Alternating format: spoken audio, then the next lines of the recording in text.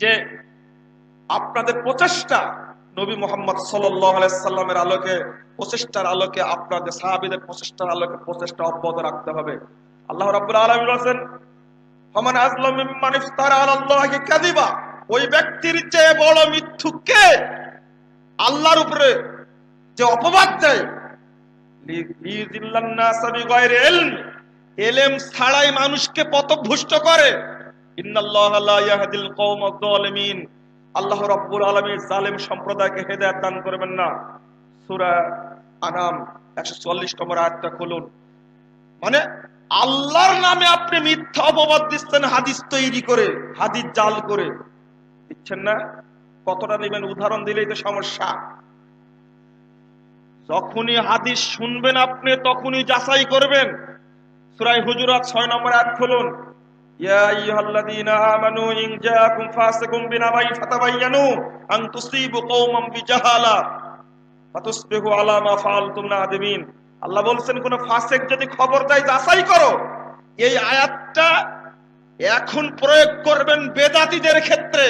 কোন বেদাতি কোন বই লিখলে, বক্তব্য রাখলে সেখানে আপনাকে যাচাই করতে হবে। এই আয়াতটা পেশ করেছিলেন মুহাদ্দিসগণ তাদের যুগে, পেশ করে তার কথা তারা গ্রহণ করেননি। নবী মুহাম্মদ সাল্লাল্লাহু আলাইহি সাল্লাম বলছেন, এক শ্রেণীর মানুষ বলে হাদিস কি জাল হয়, জয়ীফ হয়, আপনি কিভাবে বুঝাবেন? আর একটা কথা বলে কি জানেন, হাদিস জাল জয়ীফ এটা বলতে হবে, এটার দলিল কোথায়? বুঝতে পারেননি? এটার দলিল কোথায়? হাদিসকে জাল জয়ীফ বলতে হবে, উসুলে হাদিস তৈরি করতে হবে, এটা কোথায় পেলেন না? একজন তো চট করে পরীক্ষার হলে ভাইবাতে, মাস্টার্সের ভাইবাতে 5 জন বসে আছেন, দেখেন কিভাবে বলি। আমার স্যারেরা শুনলে আবার স্যারেরা যে কি মনে করে আল্লাহ পাক ভালো জানে।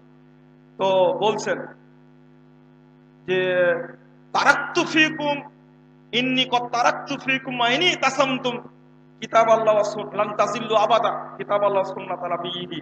তো চট করে আমাকে বলছে যে এটা কি হাদিস আছে? হাদিস তো তারাক্তু ফিকুম আমরা ইন লান তাজিল্লু মা তামাসসাকতুম বিহিমা। আমি বললাম, আমাকে আরবিতে বলতে বললেন যে একটা পর্যালোচনা করো। তো বলতে গিয়ে আমি বললাম যে এই হাদিসের ছন্দের ত্রুটি আছে বলে মুস্তাদরাকে হাকিমের এই হাদিসের 318 নম্বর হাদিসটা আমি বললাম। তো হাদিস আবার জয়ীফ হয় নাকি? আবার শুরু হলো অন্যদিকে। হাদিস জয়ীফ হয় কিনা যদি বিশ্ববিদ্যালয়ের আরবি শিক্ষিত প্রফেসরদের ধারণা এমনটা থাকে, তাহলে ইমাম সাহেবদেরকে বোঝানো যাবে? বোঝানোর কোনো সুযোগ আছে? অবস্থাটা কত জটিল। হাদিস যে জাল জয়ীফ হয় তার দলিল তো আছে কোরআন হাদিসের মধ্যে। আল্লাহ রাব্বুল আলামিন বললেন, সকল মুহাদ্দিস এই হাদিসটাকে পেশ, এই আয়াতটাকে ইন জাআকুম ফাসিকুম বিনাবাইন ফাতাবায়ানু, এই আয়াতটা সকল মুহাদ্দিস উল্লেখ করেছেন হাদিস যাচাই বাছাই করার ক্ষেত্রে। তাহলে এই হাদিস দ্বারা, এই আয়াত দ্বারা তারাই দলিল গ্রহণ করেছেন। আপনার কাছ থেকে দলিল তো খোঁজার দরকার নাই আমার। এক। দ্বিতীয় কথা, আল্লাহ নবী মুহাম্মদ সাল্লাল্লাহু আলাইহি সাল্লাম বলছেন 491 পৃষ্ঠা, সে যে হাদিসটা আগে আমি বললাম, বাল্লিগু আন্নী ওয়ালা ওয়া, একটি কথা জানা থাকলেও আমার পক্ষ থেকে পৌঁছে দাও।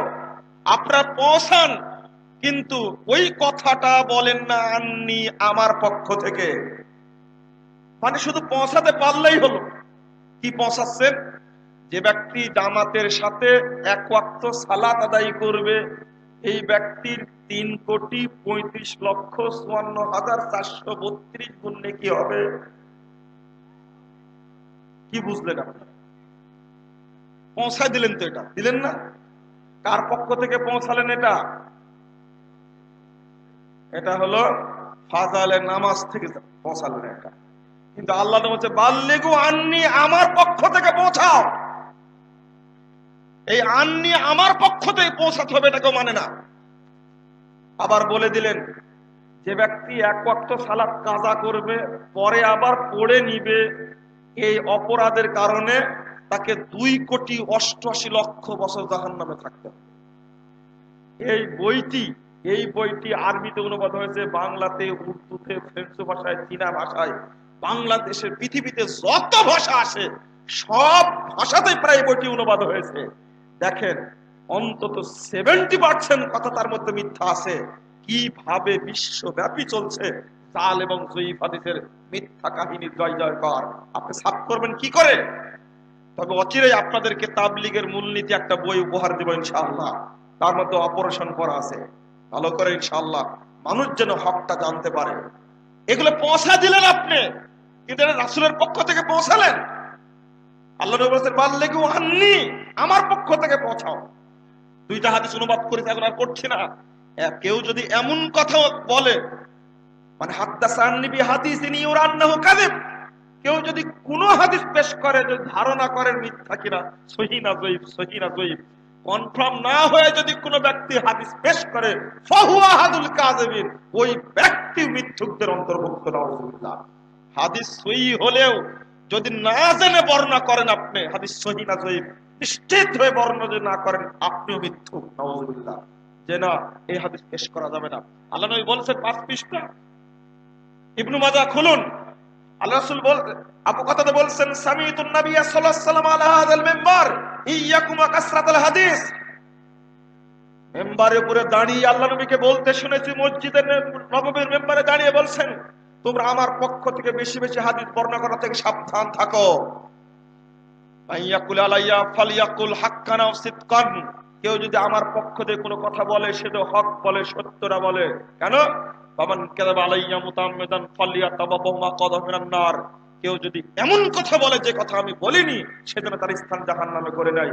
এই দেখেন নবী মুহাম্মদ সাল্লাল্লাহু আলাইহি ওয়াসাল্লাম বলছেন। ইবনু 3 নম্বর খণ্ডের মুস্তাদে আহমদ 666 পৃষ্ঠা খুলুন। মুহাম্মদ সাল্লাল্লাহু আলাইহি ওয়াসাল্লাম বলছেন, ইবনু উমর বলছেন, লা তাকযিবু আলাইয়া, আমার উপরে মিথ্যারোপ করো না। মানিল্লাযী ইয়াকযিবু আলাইয়া ইউবনা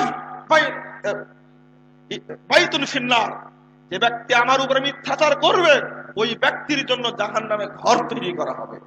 আল্লাহ নবী বলছেন লা তাকযিবু আলাইয়া, সহিহ বুখারী 21 পৃষ্ঠা খুলুন, কেউ যদি আমার উপরে তোর মিথ্যারোপ করো না। মানিল্লাযী ইয়াকযিবু আলাইয়া ইয়ালিজিন নার, যে আমার উপরে মিথ্যাচার করবে সেই জাহান্নামে যাবে। আল্লাহর নবীর এতগুলো হাদিস বলেছেন ঘোড়ার ঘাস কাটার জন্য? কি করার জন্য বলেছেন? হাদিস তৈরি করার জন্য বলেছেন? এতগুলো হাদিস থাকার পরেও হাদিস জাল করেছে। দুর্ভাগ্য, আলেম ওলামা আজও বুঝলো না। আর একটা হাদিস বর্ণিত হয়েছে 509 পৃষ্ঠায় সহিহ বুখারীর মধ্যে, মুহাম্মদ সাল্লাল্লাহু আলাইহি ওয়াসাল্লাম বলছেন যে লা তাকুমুস সাআ হাত্তা ইউবাসা রাজ্জালুনা কাযাবুনা আকরাব মিন সালাসিন কুল্লুহুম ইয়াকুলুনা রাসূলুল্লাহ। আল্লাহ নবী বলছেন 30 জন ভণ্ড নবী না আসা পর্যন্ত কিয়ামত হবে না। প্রায় 30 জন ভণ্ড নবী আসবে, প্রত্যেকে বলবে আমি আল্লাহর নবী। আচ্ছা, ভণ্ড নবীরা যদি হাদিস তৈরি করে এই হাদিস কি সহিহ হবে? হাদিস বলে জাল হয় না, যঈফ হয় না। যদি জাল হাদিস আপনি বলেন পিছে মার আটবে না আপনার, দেখবেন। যদি বলেন যে 3টা জিনিস চোখের পাওয়ার বৃদ্ধি করে, কয়টা জিনিস? 3টা। তার মধ্যে একটা হলো সুন্দরী মেয়ের দিকে তাকালে চোখের পাওয়ার বেড়ে যায়, পিঠে মার আটবে এই হাদিস বললে। আর একটা জাল হাদিস হলো আল বাজিনজান শিফাউ মিন কুল্লি দাইন, বেগুন যত খাবে সব রোগ দূর হয়ে যাবে। সব ডাক্তার বলে বেগুন খাও না। হাদিস তৈরি করেছে, ব্যবসায়ীরা তৈরি করেছে, এটা মাযহাবের নামে তৈরি করেছে। আপনারা বলুন, জাল হাদিস যদি বর্ণনা করা হয় আরেকটা, লা নবিয়্যা বাদি, আমার পরে কোন নবী আসবে না।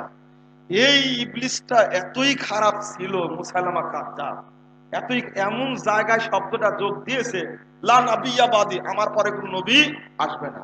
এরপরে যোগ দিয়েছে ইল্লা আইয়াশা আল্লাহ, আল্লাহ চাইলে আসবে। কি আল্লাহ চাইলে নবী আসতে পারে না? আবার আল্লাহ চাইলেও আসবে না, আল্লাহ চাইবেন না। খুব খুব দারুণ ধারা। আলহামদুলিল্লাহ, আলহামদুলিল্লাহ। এই বদমাশটা কোন জায়গায় হাত দিয়েছে? যে কোনো মূর্খ মানুষ বলবে আল্লাহ চাইলে কোনটা হয় না, তাই না? অত নবী আসতেই তো পারে। এতটুকু শব্দ যোগ দিয়েছে। যদি এই এতটুকু জাল হাদিসের প্রতি কোনো ব্যক্তি ঈমান আনে, তার ঈমান থাকবে না ঈমান নষ্ট হয়ে যাবে? এই জাল হাদিস কোনটা মানলে ঈমানই থাকবে না। এই হাদিস জাল হাদিস পেশ করে গোলাম আহমদ কাদিয়ানী নামে এই ভণ্ড নবী এই বাংলাদেশের হাজারো উপমহাদেশের হাজারো মানুষকে কাফের বানিয়েছে। আর বলে জাল হাদিস চলবে। আমি আর দুইটা কথার একটা কথা মূলনীতি, এই নবীর হাদিসগুলো উমর রাদিয়াল্লাহু আনহু এই হাদিসের আলোকে এমন মূলনীতি পেশ করলেন। এই দলিল দাও, সহিহ মুসলিম 210 পৃষ্ঠা খুলুন, তৃতীয় খণ্ডের। এই দলিল দাও। আবু মুসাকে বলছে দলিল না দিলে তোমার পিঠ পিঠ কেড়ে তোমাকে হত্যা করো। এই দেখেন একটা দলিল। আলী রাদিয়াল্লাহু আনহু 129 এবং 30 পৃষ্ঠা খুলেন তিরমিজি, তিনি বলছেন ইদা হাদাসানি রাজুলুন, কেউ যদি আমার কাছে হাদিস বর্ণনা করে তো বলতাম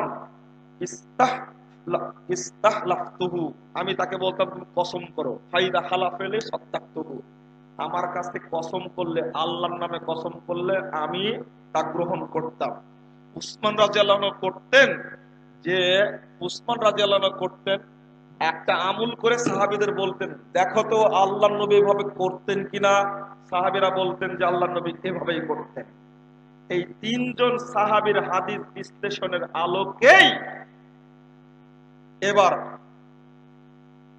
ডক্টর আজ-জাহরানি আল আহদাল, তিনি একজন বড় বিদ্বান, তিনি বলছেন 37 পৃষ্ঠায় উসুল মুস্তালাহুল হাদিস ওয়া উসুলুহু এই গ্রন্থে বলছেন ওয়াদিত্তাবা হাদাল মাযহাব সাইরুস সাহাবা, এই চার খলিফা যে হাদিস সংগ্রহের ক্ষেত্রে যে মূলনীতি অনুসরণ করেছেন সকল সাহাবী সেই মূলনীতি অনুসরণ করেছেন। বলুন আলহামদুলিল্লাহ।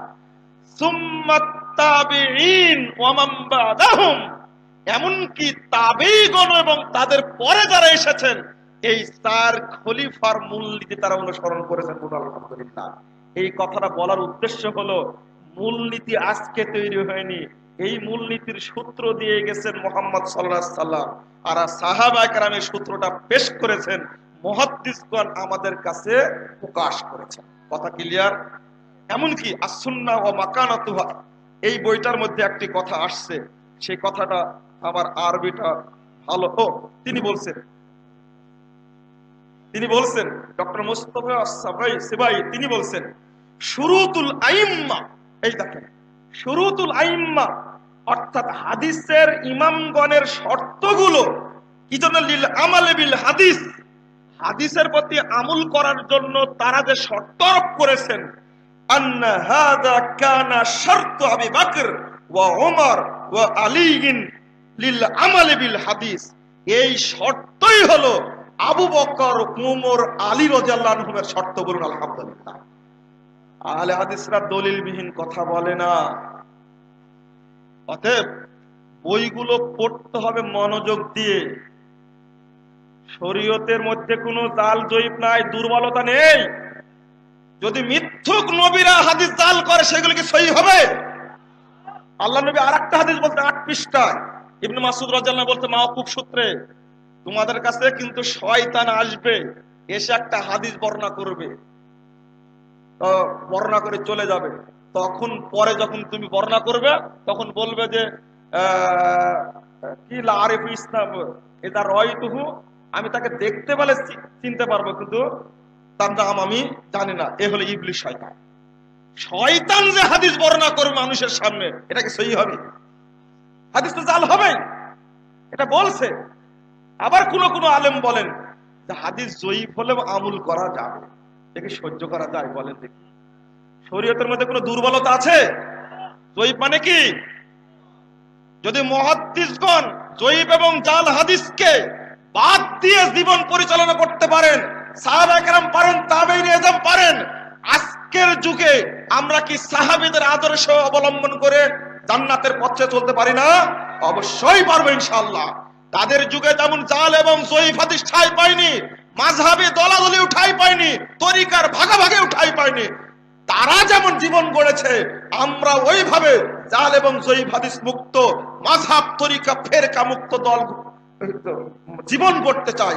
আল্লাহ তুমি আমাদের কবুল করো, আল্লাহুম্মা আমিন।